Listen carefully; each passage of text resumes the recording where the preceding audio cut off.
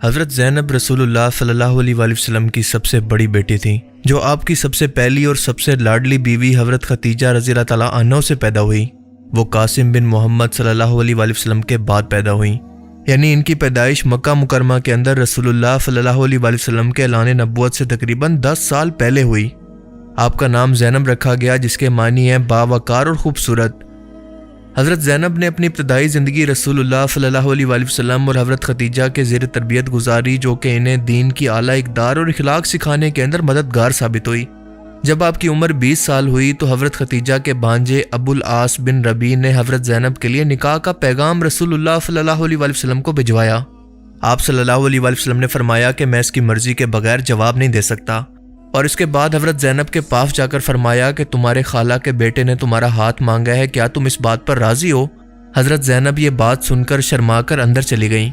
رسول اللہ صلی اللہ علیہ وآلہ وسلم نے یہ رشتہ قبول کر لیا، اور اس کے بعد شروع ہوتی ہے ایک لازوال محبت اور صبر کی داستان، جو کہ آپ کو رلا کر رکھ دے گی۔ ابو العاص ایک انتہائی شریف، ایماندار اور کاروباری انسان تھے۔ حضرت زینب سے ان کے 2 بچے علی اور بیٹی امامہ پیدا ہوئیں، اور اس وقت ان کی زندگی بہت ہی خوشیوں سے بھری ہوئی تھی۔ لیکن اس کے بعد اس محبت کی آزمائش شروع ہوتی ہے، جب رسول اللہ صلی اللہ علیہ وآلہ وسلم پر پہلی مرتبہ وحی نازل ہوتی ہے اور آپ کو اعلان نبوت کا حکم دیا جاتا ہے۔ آپ صلی اللہ علیہ وآلہ وسلم اپنی بیٹی زینب بنت محمد صلی اللہ علیہ وآلہ وسلم کو دعوت دیتے ہیں تو وہ فوراً اسلام قبول کر لیتی ہیں۔ ابو العاص ان دنوں کسی سفر پر تھے۔ جب وہ واپس آتے ہیں تو زینب اپنے اسلام لانے کا اعلان کرتی ہیں اور خوشی سے بتاتی ہیں کہ میرے ابو کو نبوت عطا کی گئی ہے۔ ابو العاص یہ سن کر اٹھ کر ناراض ہو کر باہر چلے جاتے ہیں تو زینب پیچھے جا کر ان کو مناتی ہیں اور اسلام کی دعوت دیتی ہیں، مگر وہ اس دعوت کو ٹھکرا دیتے ہیں۔ اب ان دونوں کی محبت کے اندر عقیدے کا مسئلہ پیدا ہو چکا تھا۔ زینب کہنے لگی کہ میں اپنے ابو کو جھٹلا نہیں سکتی، انہوں نے کبھی بھی زندگی کے اندر جھوٹ نہیں بولا، وہ صادق اور امین ہیں۔ اور ویسے بھی صرف میں نہیں بلکہ میری ماں، میری بہنیں، میرے چچا زاد بھائی علی بن ابی طالب اور تمہارے چچا زاد عثمان بن عفان بھی مسلمان ہو چکے ہیں، اور اس کے علاوہ تمہارے دوست ابو بکر بھی اسلام لا چکے ہیں۔ ابو العاص نے یہ سن کر جواب دیا کہ میں نہیں چاہتا کہ لوگ کہیں کہ اس نے اپنی قوم کو چھوڑ دیا اور اپنے آبا و اجداد کو جھوٹا کہہ دیا ہے، اور میں تمہارے والد کو بھی برا بھلا نہیں کہہ سکتا۔ بہرحال انہوں نے اسلام قبول نہ کیا۔ وقت گزرتا گیا، یہاں تک کہ اس کے بعد رسول اللہ صلی اللہ علیہ وآلہ وسلم کو نبوت کے 13ویں سال جب مکہ سے مدینہ اپنے ساتھیوں کے ساتھ ہجرت کا حکم دیا جاتا ہے، حضرت زینب رسول اللہ صلی اللہ علیہ وآلہ وسلم کے پاس آ کر پوچھتی ہیں کہ کیا میں اپنے شوہر اور بچوں کے ساتھ مکہ میں رک سکتی ہوں؟ آپ صلی اللہ علیہ وآلہ وسلم ان کو اجازت دے دیتے ہیں کہ ٹھیک ہے، تم مکہ میں ہی اپنے بچوں اور اپنے شوہر کے ساتھ رک سکتی ہو۔ اور اس کے صرف 1 سال کے بعد یعنی 2 ہجری کے اندر کفر اور اسلام کے درمیان پہلی جنگ یعنی جنگ بدر کا وقت آتا ہے۔ اس جنگ کے اندر ابو العاص قریش مکہ کے ساتھ اپنے سسر کے خلاف لڑنے کے لیے شامل ہوتے ہیں۔ آپ اس دوران حضرت زینب کے صبر اور برداشت کا اندازہ لگائیں کہ ایک طرف بچوں کے یتیم ہونے کا خوف تو دوسری طرف اپنے باپ کو کھو دینے کا خوف۔ مگر اللہ کی کرنی ایسی ہوئی کہ جنگ بدر کے اندر قریش مکہ کی شکست کے بعد جن لوگوں کو قیدی بنا دیا گیا، ان لوگوں کے اندر ابو العاص بھی شامل تھے۔ قیدیوں کو فدیہ دے کر یا پھر پڑھے لکھے شخص کا 10 مسلمانوں کو پڑھانے پر آزادی دی جا رہی تھی، اور حضرت زینب کو جب یہ خبر ہوئی تو ان کے پاس فدیہ دینے کے لیے کوئی قیمتی چیز موجود نہیں تھی سوائے ایک چیز کے، ان کی والدہ حضرت خدیجہ کا دیا ہوا ایک قیمتی ہار، ایک نیکلس۔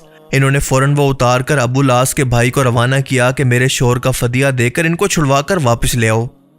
جب قیدیوں کا فدیہ دے کر ان کو چھوڑا جا رہا تھا تو اسی دوران ایک ہار پر رسول اللہ صلی اللہ علیہ وآلہ وسلم کی نظر پڑی، اور آپ فوراً اس کو پہچان کر زاروں قطار رونے لگے۔ آپ نے فرمایا کہ یہ ہار میری بیوی خدیجہ کا ہے، اور پھر کھڑے ہو کر فرمایا کہ مسلمانوں، یہ شخص برا داماد نہیں ہے، کیا تم مجھے اس بات کی اجازت دیتے ہو کہ یہ ہار اس کو واپس کر کے بنا فدیے کے آزاد کر دوں؟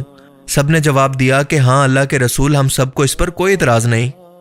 آپ صلی اللہ علیہ وآلہ وسلم نے یہ ہار ابو العاص کو پکڑایا اور فرمایا کہ خدیجہ کا یہ ہار زینب کو واپس کر دینا، اور کیا میں تنہائی میں تم سے کچھ بات کر سکتا ہوں؟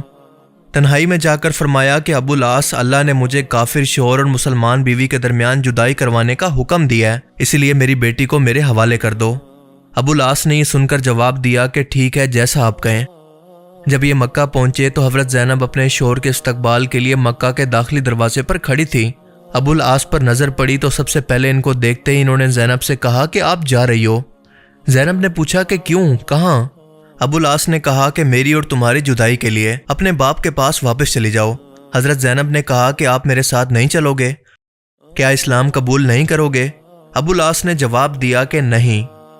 لہٰذا حضرت زینب اپنے بچوں کو لے کر مدینہ روانہ ہوتی ہیں، لیکن راستے کے اندر جب کفار مکہ کو اس کی خبر ہوتی ہے تو ان کی سواری پر ان کو نیزے سے حملہ کر کے ایک پتھر پر گرا کر ان کو زخمی کر دیا جاتا ہے، اور اس کے بعد یہ واپس آ جاتی ہیں۔ لیکن کچھ دن کے بعد دوبارہ حضرت زید بن حارثہ اور باقی صحابہ کرام نے انہیں رسول اللہ صلی اللہ علیہ وسلم کے پاس حفاظت سے پہنچا دیا۔ کئی رشتے آئے لیکن زینب نے کوئی رشتہ قبول نہیں کیا، کیونکہ ان کو ہمیشہ یہ امید لگی رہی کہ شاید ان کا شوہر اسلام قبول کر لے۔ اور دوسری طرف ابو العاص پر بھی قریش مکہ نے دباؤ ڈالا کہ محمد صلی اللہ علیہ وسلم کی بیٹی کو طلاق دو، اور جس عورت سے کہو گے ہم تمہاری شادی کرا دیں گے۔ تو ابو العاص جو کہ اس وقت تک مسلمان بھی نہیں ہوئے تھے، انہوں نے ہمیشہ جواب دیا کہ نہیں، کوئی عورت زینب کے برابر نہیں ہو سکتی۔ 6 سال کے بعد ابو العاص ایک قافلے کے ساتھ مکہ سے شام سفر کر رہے تھے، تو راستے کے اندر رسول اللہ صلی اللہ علیہ وسلم کے صحابہ کی ایک جماعت نے ان کو گرفتار کر لیا اور اپنے ساتھ مدینہ لے آئے۔ ابو العاص نے مدینہ جاتے ہوئے زینب اور ان کے گھر کے بارے میں پوچھا تو فجر کی اذان کے وقت ان کے دروازے پر پہنچے۔ زینب نے نظر پڑتے ہی پہلا سوال کیا کہ کیا آپ نے اسلام قبول کر لیا؟ جواب ملا کہ نہیں۔ رسول اللہ صلی اللہ علیہ وسلم نے فرمایا کہ کوئی بات نہیں زینب، اپنے خالہ زاد اور علی اور امامہ کے والد کو خوش آمدید کہو۔ آپ صلی اللہ علیہ وسلم نے فجر کی نماز پڑھائی اور مسجد کے آخری حصے سے اچانک سے زینب کی آواز آئی کہ میں ابو العاص کو پناہ دیتی ہوں، یہ میرے بچوں کا باپ اور میرا خالہ زاد ہے۔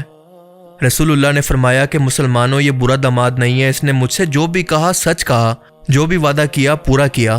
اگر تم سب اجازت دو تو کیا اس کا مال اسے واپس کر کے مکہ واپس بھیج دوں، کیونکہ یہ مجھے بہت پسند ہے، اور اگر تم لوگ انکار کرو تو یہ بھی تمہارا حق ہے۔ سب صحابہ نے ایک زبان ہو کر کہا کہ اے اللہ کے رسول، ہم آپ کو اجازت دیتے ہیں۔ رسول اللہ نے حضرت زینب سے کہا کہ ابو العاص اب صرف تمہارے بچوں کا باپ اور تمہارا خالہ زاد ہے، لیکن تمہارے لیے حلال نہیں ہے، سو یہ تمہارے قریب نہ آئے۔ اور یہ فرما کر حضرت زینب کو گھر بھیج دیا اور ابو العاص کو بھی بچوں سے ملنے کے لیے بھیج دیا۔ حضرت زینب نے ابو العاص سے سوال کیا کہ کیا ابھی تک وقت نہیں آیا کہ اس لمبی جدائی کو ختم کر کے ہم لوگ ایک ساتھ ہو جائیں؟ ابو العاص نے جواب دیا کہ نہیں۔ خیر یہ اپنا مال لے کر مکہ واپس آ گئے اور یہاں پہنچ کر سب سے کہا کہ اے لوگو، جس کا مال میرے ذمہ تھا وہ سب کچھ لے لو۔ اور اس کے بعد فرمایا کہ میں گواہی دیتا ہوں کہ اللہ کے سوا کوئی معبود نہیں اور محمد صلی اللہ علیہ وسلم اللہ کے رسول ہیں۔ مکہ کے اندر اس طرح سے لوگوں کے سامنے اپنے ایمان کا کھلم کھلا اعلان کرنے کے بعد یہ مدینہ روانہ ہو گئے۔ سیدھا نبی پاک صلی اللہ علیہ وسلم کے پاس گئے اور فرمایا کہ کل آپ نے مجھے پناہ دی تھی اور آج میں یہ کہنے آیا ہوں کہ آپ اللہ کے رسول ہیں اور اللہ کے سوا کوئی عبادت کے لائق نہیں۔ اور اس کے بعد سوال کیا کہ کیا اب میں زینب کے پاس جا سکتا ہوں؟ آپ صلی اللہ علیہ وسلم یہ سن کر مسکرائے اور ابو العاص کا ہاتھ پکڑ کر فرمایا کہ چلو میرے ساتھ۔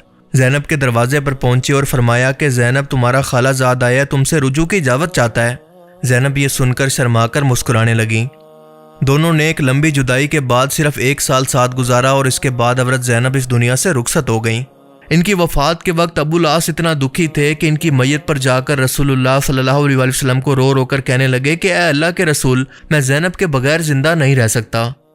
اللہ کے رسول ان کے سر پر ہاتھ رکھ کر ان کو تسلی دیتے اور ان کی ڈھارس بندھاتے۔